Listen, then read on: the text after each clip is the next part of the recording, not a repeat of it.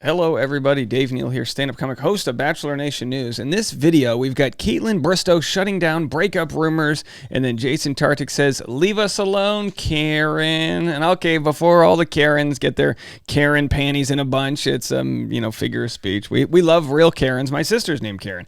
Follow this Karen on Instagram at DNeals, patreon.com/Dave Neal if you want to be a part of our bonus membership-only content, which I'm going live right after this. We've got insider information on things, and every afternoon, Bachelor Rush Hour, the podcast. Can you believe it right now? It is raining so hard in Southern California, and California in general. Look at this. My wife and I just spent New Year's outside of Santa Barbara, and golly, are we blessed we didn't have to go through this, but just devastating stuff. People have died, been swept away, mudslides and rocks falling. I mean, you would think the world's ending if you looked at California. What a lot of people don't realize with California is it's dry like 9, 10, 11 months out of the year. So when the rain does come, it doesn't just get absorbed into the ground or whatever. It creates these crazy flash flooding, the mudslides and the rock slides, the avalanches, just wild stuff. So I hope everyone's safe out there.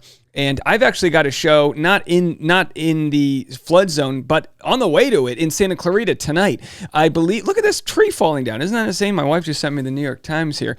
I've got a show tonight in Santa Clarita. The highways should be open, of course. If you live in the area, come on out. That's not in a flood zone. It's supposed to stop raining at 2 or 3 p.m. today. But, geez, it feels like the Noah's Ark. If we were in the Noah's Ark of Bachelor Nation, who would we let on? I'll tell you who. We'd let on Kaitlyn Bristowe and Jason Tartick. We're going to get into their story in a second. She shares some amazing things.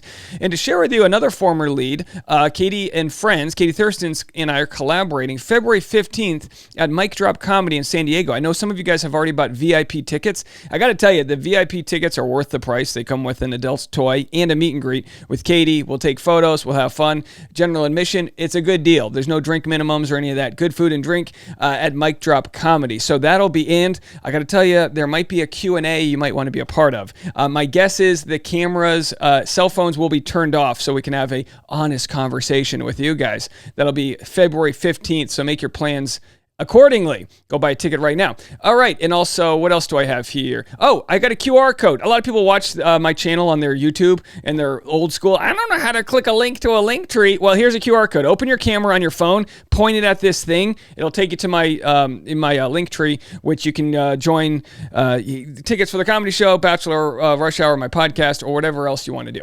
Okay, lastly, our friend Sarai has fallen on some tough times and needs a couple extra bucks to get into a new apartment so she can get a new life started. Aren't we all trying to find a new life? So if you can help our good friend Sarai, link in the comment section to the GoFundMe. She's already raised $500 directly from some of you guys. So thanks in advance for all of your help in helping a friend as we do. Speaking of helping a friend, let's help our friend Kaitlyn Bristowe overcome some of these trolls. So here's what she posted 5 days ago. Let's play this. Thank you. It was an AMA. Asked me a question, and it said, "You and Jason are 100% not working out." First of all, how rude of someone to say this, and it wasn't even a question. And she said, "Your math ain't mathin'." Jason Tartick said, "Leave us alone, Karen." And Kaitlyn said, "I'm engaged to a numbers guy." A lot of people have projected their thoughts and feelings onto Kaitlyn. Kaitlyn gets what might be the most hate in all of Bachelor Nation. Probably, I know Katie Thurston got it bad for a while. Obviously, Rachel Lindsay gets it from trolls. So it's no competition for who gets more of it. But I have to tell you, Kaitlyn gets nonstop DMs and people commenting on her looks, her appearance, her thoughts about being sex positive, her drinking. They literally, there isn't something. The only thing they don't make fun of her on is for being Canadian. She's like, you drink too much. You're from the north, whatever. Anyway, so I wanted to play some of her podcast for you guys, which might take a better look into some of the struggles that people have that you and I might not be able to relate to. I don't have 1 million followers. I don't have this public scrutiny happening. But here she is, clearly after a good cry, which we all like a good cry here in our car. Anyone who lives in Los Angeles knows. You go to an audition, you call your mom, and then you cry in the parking lot before you get sushi. It's LA, baby. She said, "Good, and you?" And of course, the implication there that she just wasn't doing that great. I said, "You're good enough as you are," sending hugs. And of course she is, and we all are. We are enough. We have enough. We all are enough. But of course, with social media and public scrutiny, it doesn't always feel that way. So for whatever reason, Kaitlyn Bristowe and Jason Tartick haven't gotten their wedding done yet. Probably because they're both high achievers, making a ton of money with a ton of deliverables, and they can't settle on a location in a post-pandemic society. Boo-hoo, get over it, folks. Just because they haven't said certain words in front of a priest and or someone who's, paid $20 to get a marriage license online. Who cares? Why do we care? And of course, most of us don't, but there is a small group of people that want to say, you guys aren't going to work out. What do you do with your face? Are you drinking too much? You must be chilly. Like they're looking at her right now with a furry jacket. Is that real fur? Are you it's just like nonstop scrutiny. So let's just play a little bit of what Kaitlyn has to say about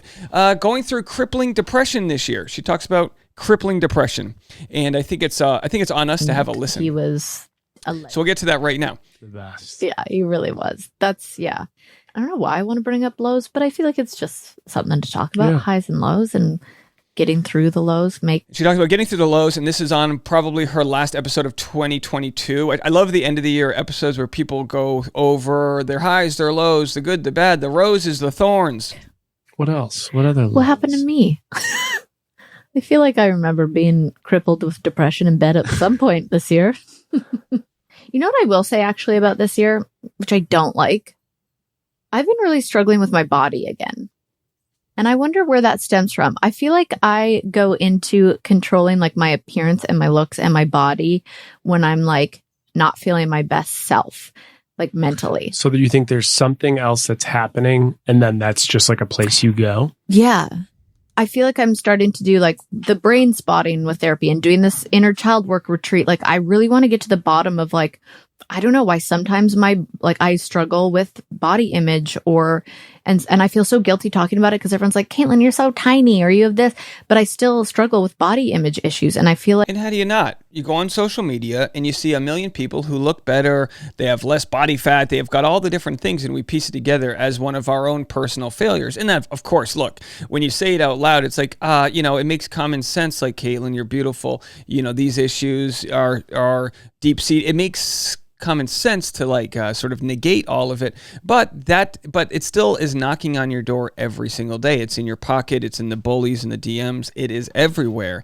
And I think for the people that say just don't read the comments, they don't quite understand. I can kind of understand. I think I can have a little bit more empathy for what Kaitlyn's going through, just because I can kind of understand. You might be having a good day, your friend texts you, and then you look back and all of a sudden you're in a DM where someone says some really mean things about you, or and it's just it's really hard to prevent it all. And even when you prevent it all, there's still the worst critic we all have, which is within us, right? No one judges us more than we judge ourselves. I always tell my wife, if she says anything about herself, I'll always say, don't talk to my wife that way.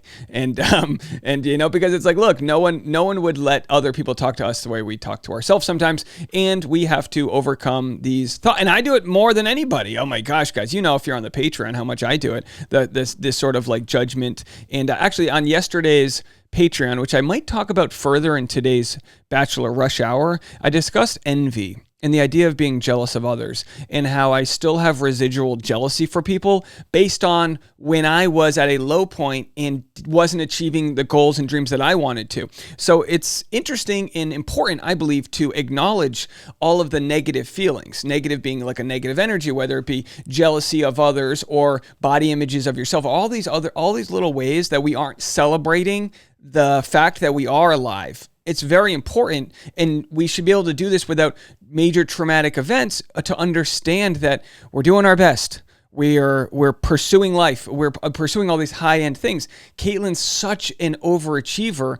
I mean, what she has done in the last 7 years, and again, not just here to kiss her ass, but I truly mean it when I've talked about her on other podcasts, what she has overcome, the sex and slut shaming she overcame when on her season of The Bachelorette, it's unfathomable. The tools did not exist 5, 6, 7 years ago that exists today to deal with it. She not only carved the path, she blazed through it, having sort of no idea the level of scrutiny she would be under and still is under. So there's probably, and not to mention this year, she went from getting the dream job of hosting The Bachelorette to essentially, I don't want to say firing, but she was replaced. Her and Tayshia thought they would have a gig longer term. Maybe she got to see a stable career path, and then that was taken away. I got to say, though, her podcast and everything she's got going on between that and the wine is enough to celebrate.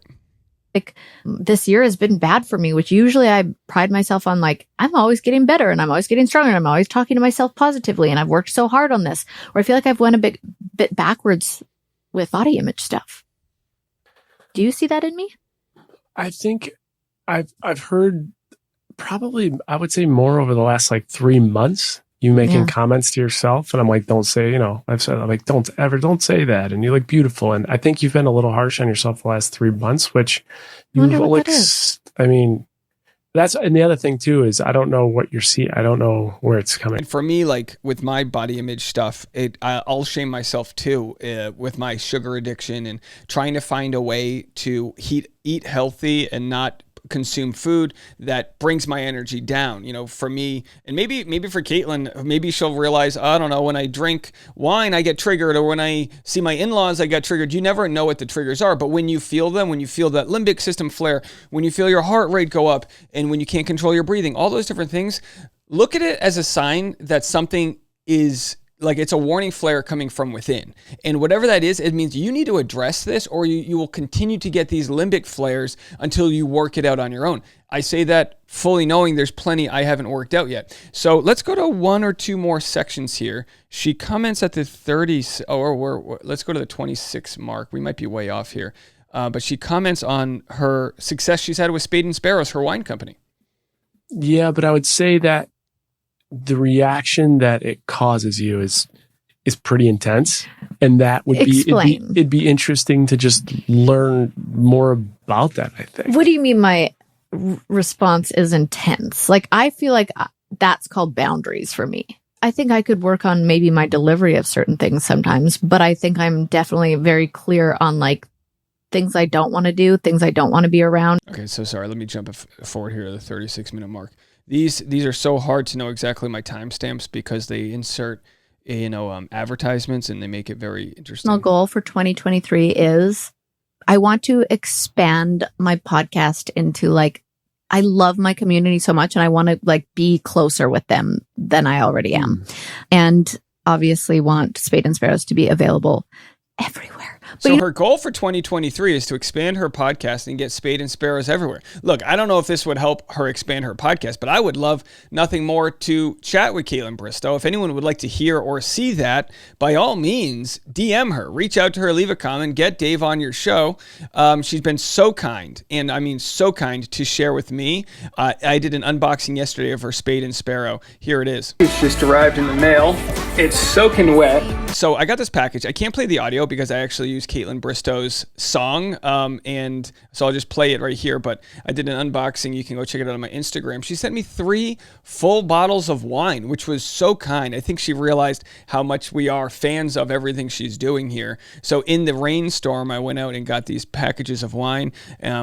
It was just amazing. And so you can go on my Instagram if you want to check out everything she sent me there. But it was just very kind of her. So when she talks about expanding into new territories this year, I mean, how boss is this? Here she is with a TikTok about her shopping for her own wine, Spade and Sparrows. That was in a Target.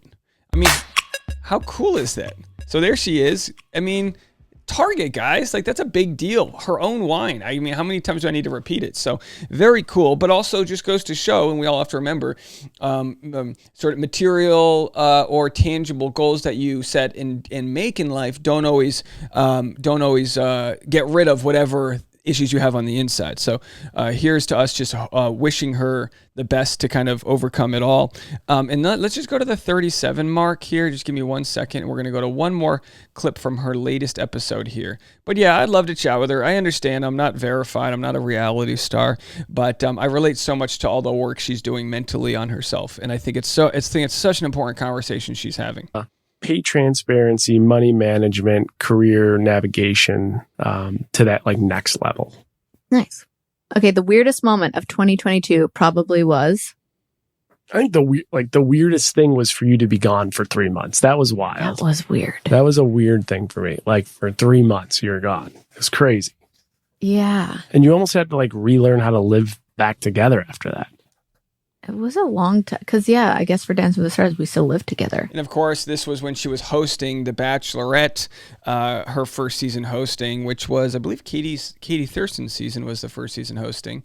And I think they did Michelle Young's as well. But yeah, a lot of people said, oh, Kaitlyn's putting her career over her relationship. They always make it one versus the other. I think your relationship's dessert, and it needs to be thought of as like, here's something we share together. So if Kaitlyn were to not take the job of hosting The Bachelor because Jason was like, you can't do it, I'll be alone. I mean, like, of course he didn't do that. I'm sure he was like, go do it. 3 months will fly by. It's a life-changing event. And she's had life-changing events for 7 years. And maybe now there's a little bit of downtime and a little bit of chance for retrospection. And during that, there'll be some criticizing we do of the self. Just understand we all can be nicer to the self, and just thank yourself for all the work it's done to get you where you are today, and honor it by working really hard to keep pursuing your dreams, both of the physical and spiritual world. All right, I think we got it all there. But for the love of God, can we stop DMing people hate?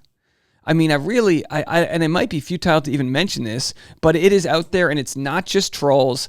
It's not just people trying to cause chaos. It's a lot of people with deep-seated issues that watch the Bachelor program. And again, it might only be 1 to 10%, but they're out there. They think they have this weird parasocial relationship with some of these leads. They're judgy as hell, and they need to be exposed and called out.